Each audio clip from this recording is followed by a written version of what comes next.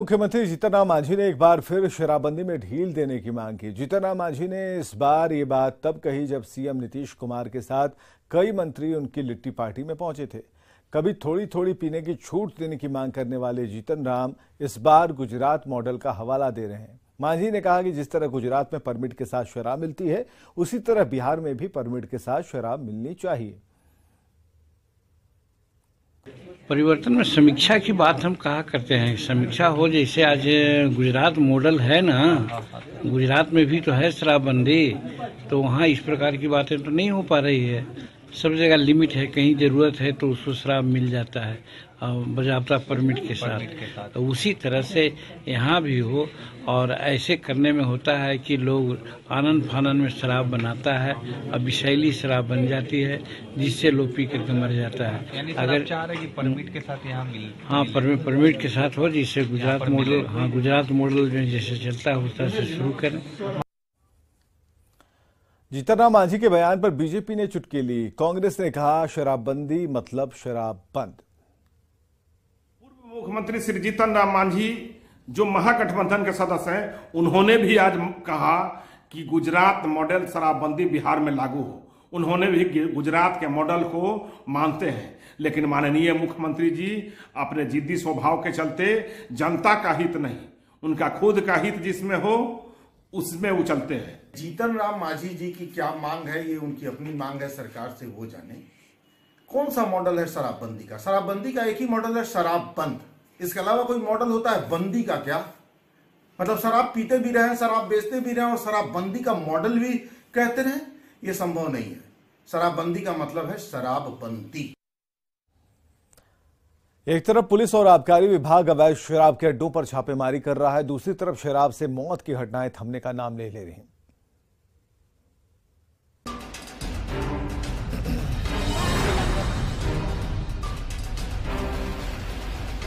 जमीन पर पड़ा ये शव हीरालाल राम का है।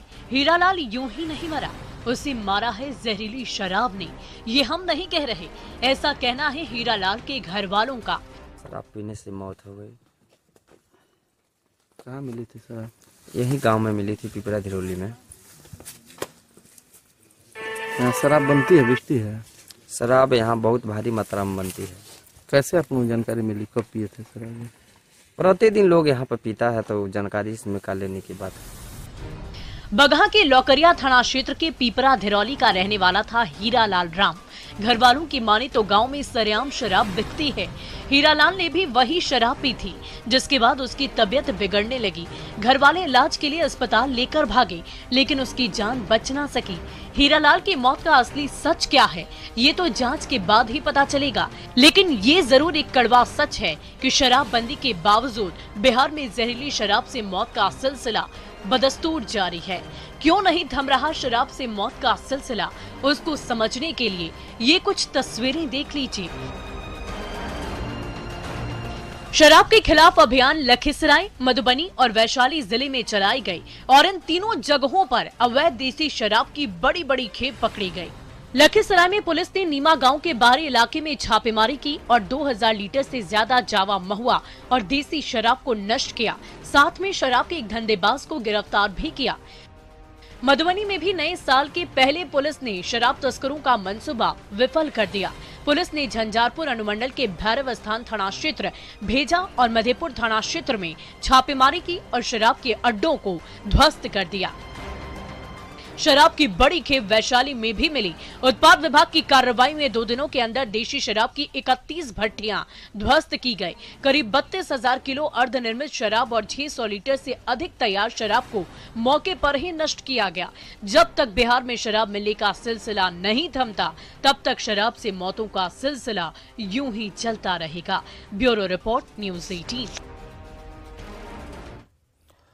बगहा में संदिग्ध परिस्थिति में हीरालाल राम की मौत पर जिला प्रशासन की प्रतिक्रिया सामने आई है। रामनगर के एसडीपीओ सत्यनारायण राम ने कहा कि हीरालाल की मौत बीमारी से हुई है। घर वालों ने उनके सामने बीमारी से ही मौत की बात बताई है। बयान लिया गया, उसकी वीडियोग्राफी भी की गई, उसकी पत्नी का भी बयान लेकर वीडियोग्राफी किया गया है। उन लोगों के द्वारा बताया गया कि पहले से बीमार थे। कल सुबह में ज़्यादा तबीयत खराब हुई थी, स्थानीय स्तर पर इलाज हुई थी और इलाज के लिए बगहान मंडलीय अस्पताल ले जा रहे थे। शाम में करीब 7:30 बजे के करीब रास्ते में उसकी मृत्यु हो गई थी। चिकित्सक द्वारा भी उसे मृत घोषित कर दिया गया। इन लोगों का कहना है कि स्वाभाविक मृत्यु हुई है, शराब पीने से उसकी मृत्यु नहीं हुई है।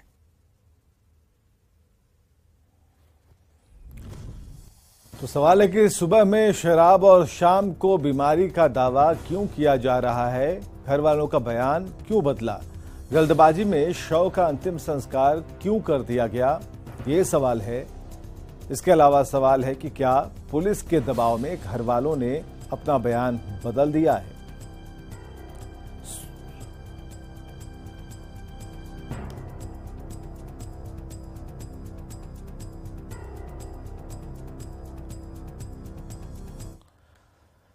नवादा से बड़ी खबर है। शिकंजे में अंतर्राज्यीय चोर गिरोह। जी हां, तकिया इलाके से इस गिरोह की गिरफ्तारी हुई है। गैंग के कई सदस्य हिरासत में लिए गए हैं।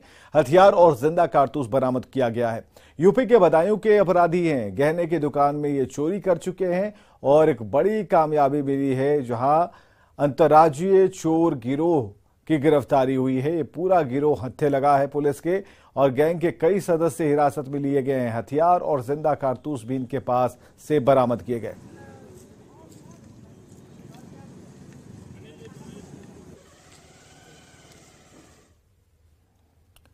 झारखंड के साहिबगंज से कटिहार के मनिहारी गंगा घाट आने के दौरान हादसा हो गया। खबर है कि जहाज पर गिट्टी लदे 10 ट्रक लोड थे, जिसमें से 7 ट्रक गंगा नदी में गिर गए।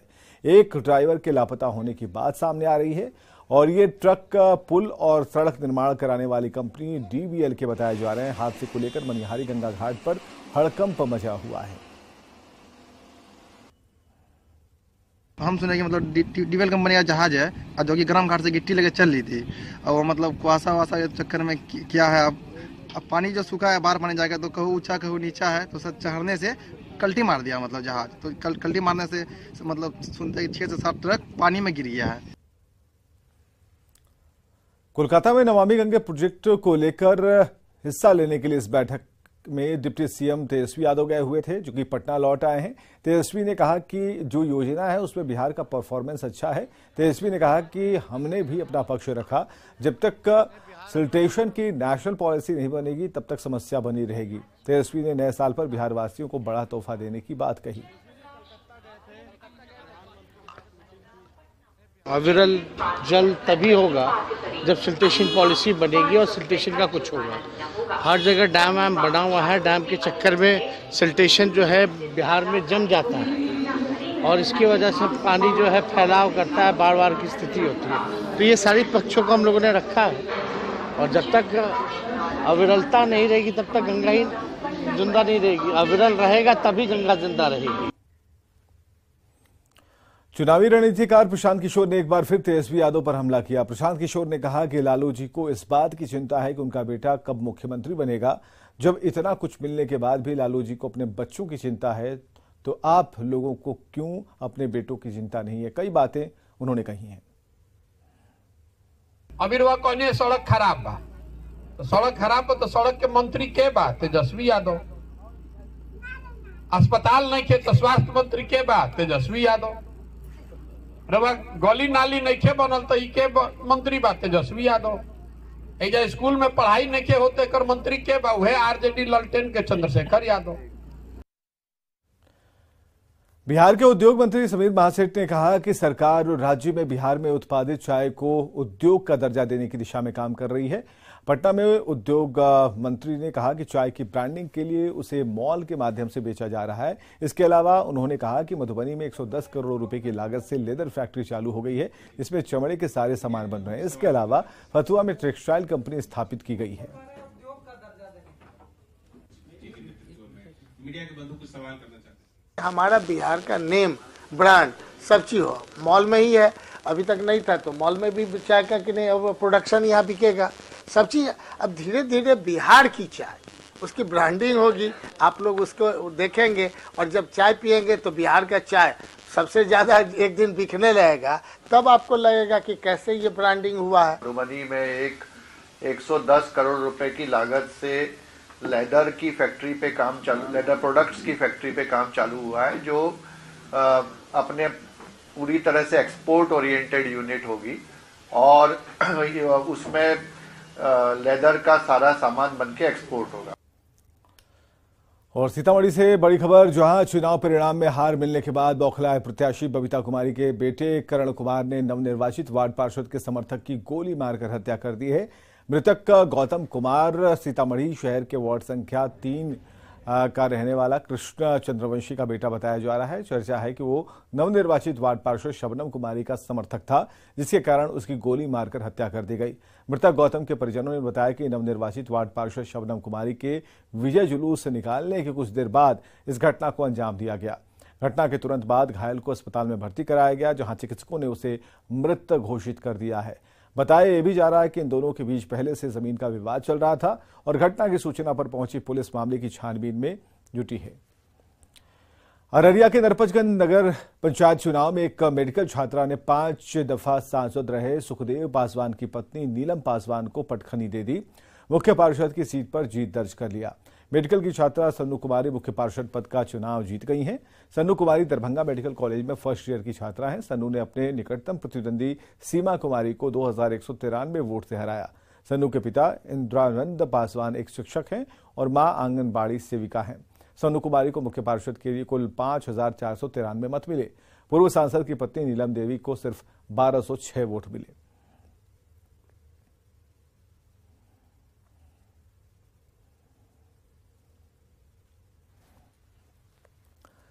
जमुई जिले के झाझा स्टेशन पर हावड़ा नई दिल्ली सुपरफास्ट पूर्वा एक्सप्रेस में 2 हथियार और 1 दर्जन जिंदा कारतूस के साथ यात्रा कर रहे एक यात्री को रेल पुलिस ने पकड़ा है। गिरफ्तार युवक का नाम मनीष पाठक बताया जा रहा है, जो कि सासाराम का रहने वाला है और इस युवक के पास से एक हथियार का फर्जी लाइसेंस भी मिला। एक पिस्टल, एक देसी कट्टा, 2 मैगजीन, 12 जिंदा कारतूस और एक खोखा बरामद किया गया। पुलिस मामले की जांच में जुटी है।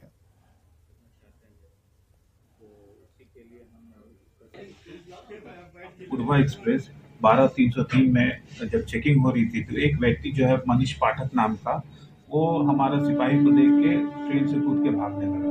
इसी क्रम में हमारे जो सिपाही थे, जिसमें राहुल मेहता, अमृतराज और समलेश पंडित और हमारे थानाध्यक्ष पीछे से दौड़े, तो इन लोगों को ये पहाड़ के पास जो है कि घेरा। तो मनीष पाठक जो है कि अपने पकड़ा गया और पकड़ाने के दौरान जो उनका सर्च हुआ, तो सर्च में हमने देखा कि एक पिस्टल और एक कट्टा मिला और इसके साथ साथ 2 मैगजीन और टोटल 12 गोली और एक खोखा मिला।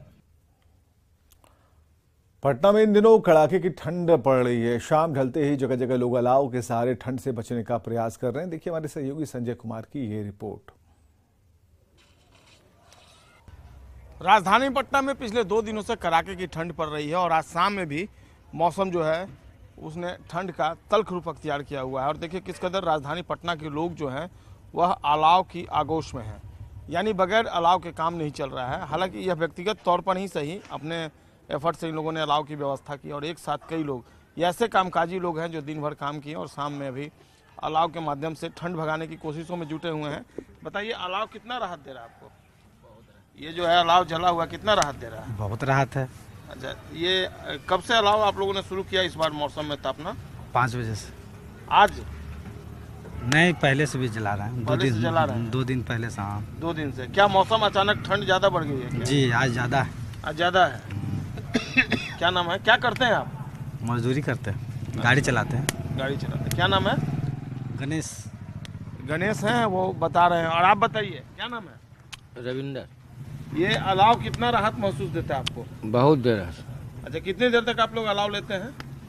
जब तक गोदाम खुला हुआ 2-4 घंटा 5 घंटा। अच्छा, क्या काम करते हैं? मजदूरी? हाँ, मजदूरी करते। अच्छा, तो मौसम में इस बार पटना में ठंड कब से महसूस होना शुरू हुआ? वही 3-4 दिन बहुत ज्यादा ठंड। 3-4 दिन से महसूस हो रहा है। सरकार की ओर से कोई व्यवस्था अलाव की अभी तक? कुछ नहीं, अभी तक नहीं हो पाई। कुछ नहीं। क्या नाम आपका? रविंदर।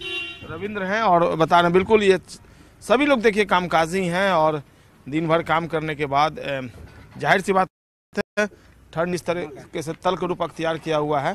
वैसे में अलाव इनके लिए बेहतर और सर्वोत्तम सहारा है। कैमरा पर्सन मनीष जुनेजा के साथ संजय कुमार, न्यूज़ 18 पटना। बिहार में कोरोना के मामले बढ़ते जा रहे हैं। पटना एयरपोर्ट पर जांच की व्यवस्था की गई। यहां एक टीम भी तैनात है, जहां लोग खुद जांच के लिए नहीं पहुंच रहे। जांच टीम की सदस्य भानुमति ने बताया कि लोगों को बुलाना पड़ता है, इसलिए कम लोगों की जांच हो पा रही है। देश के कई राज्यों में कोरोना के मरीज लगातार बढ़ते जा रहे हैं और पटना में भी, खास करके बिहार में कोरोना के कुछ मरीज इधर बढ़े हैं। और अभी हम पटना जंक्शन पे हैं, लेकिन पटना जंक्शन पर जो यात्री पहुंच रहे हैं, कहीं ना कहीं जांच करने से तमाम यात्री कतरा रहे हैं। हालांकि पटना जंक्शन पर जिला प्रशासन के द्वारा जांच की व्यवस्था की गई है, लेकिन जो लोग हैं वो जांच कराने के लिए नहीं पहुंचते हैं। और जो यहाँ कर्मचारी हैं वो लोगों को बुलाते हैं तो करीबन कुछ लोग ही यहाँ पर जांच कराने के लिए पहुँचते हैं। और स्थिति ये है कि सुबह से अभी तक 2 बजने को हैं और मात्र 15 लोग ही यहाँ पर कोरोना जाँच के लिए आए हैं। सुबह से कितने लोग आए हैं जाँच के लिए? 15 लोग आए हैं, 15 से 20 लोग। लोग अपने मन से नहीं आ रहे? नहीं, बुलाना पड़ता है। हाँ, अभी तो फिलहाल एक ही है, 24 घंटा अवेलेबल है यहाँ। लेकिन जांच केंद्र एक ही है? हाँ, एक ही। तो पटना जंक्शन की बात करें तो पटना जंक्शन पर मात्र एक ही जांच केंद्र है और वो पूरा एक जांच केंद्र लोगों के जांच के लिए नाकाफी है। हालांकि जिला प्रशासन के द्वारा एक जांच केंद्र यहां पर दिया गया है, लेकिन लोग यहां नहीं पहुंचते हैं, लोगों को बुलाना पड़ता है और इसीलिए यहां पर जांच की संख्या जो है कहीं ना कहीं कम होती है। और अगर जांच की संख्या कम हो तो फिर संक्रमण बढ़ने का खतरा बना रहता है। न्यूज़ 18 के लिए पटना से धर्मेंद्र कुमार। गूगल इंडिया ने न्यूज़ 18 नेटवर्क के साथ ऑनलाइन लेन देन और घोटालों को लेकर जागरूकता बढ़ाने के लिए हाथ मिलाया है। सरकार और बैंकों के साथ साथ गूगल भी ऑनलाइन फ्रॉड से सावधान करने वाले संदेशों को लगातार भेजता रहता है। हालांकि बहुत से लोगों तक ये संदेश नहीं पहुंच पाते और वो मुसीबत में पड़ जाते हैं। आइए सतर्क रहने और ठगे जाने से बचने के लिए अगली कहानी